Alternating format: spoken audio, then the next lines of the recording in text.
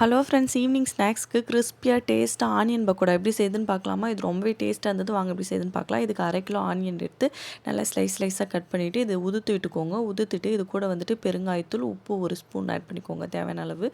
வெறுமிளகாய்த்தூள் 1 spoon add பண்ணிவிட்டு கை நிறைய கருவேப்பிலை, பொடி பொடியாக நறுக்கின பச்சை மிளகாய், இஞ்சி 1 ஸ்பூன் துருவி ஆட் பண்ணிக்கிட்டேன்.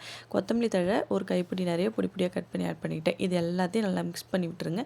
மிக்ஸ் பண்ணி விட்டுட்டு இதில் தண்ணி விடும். நீங்கள் தண்ணிலாம் எதுவுமே ஆட் பண்ண தேவையில்ல. இந்த வெங்காயத்தில் இருக்க தண்ணியே வந்துட்டு போதுமானதாக இருக்கும். இது கூட வந்துட்டு நான் கடலை மாவு வந்துட்டு கொஞ்சம் கொஞ்சமாக ஆட் பண்ணியிருப்பேன்.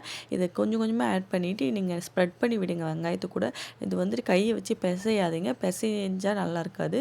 நீங்கள் வந்துட்டு அப்படியே வந்துட்டு உதுத்து விடுங்க. உதுத்து விடும்போது தான் வந்துட்டு இந்த ஆனியனில் வந்துட்டு இந்த மாவில் நல்லா கோட் ஆகும்.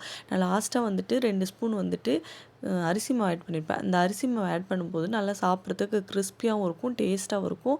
அரிசி மாவு வந்துட்டு 1/2 கிலோ வெங்காயத்துக்கு 2 ஸ்பூன் தான் நான் ஆட் பண்ணியிருப்பேன். எண்ணெய் நல்லா சூடான எண்ணெயில் வந்துட்டு இந்த பக்கோடா வந்துட்டு நல்லா வந்துட்டு கை வச்சு ஸ்ப்ரெட் பண்ணி விட்டிங்கன்னா நான் பக்கோடா வந்துட்டு நல்லா ஒன்றோடு ஒன்று ஒட்டாமல் சூப்பராக இருக்கும். ட்ரை பண்ணிட்டு எப்படி இருக்குன்னு மறக்காமல் கமெண்ட் பண்ணுங்கள். லாஸ்ட்டாக கருவேப்பிலை தழை போட்டு சர்வ் பண்ணுங்கள். செம்ம டேஸ்ட்டாக இருக்கும்.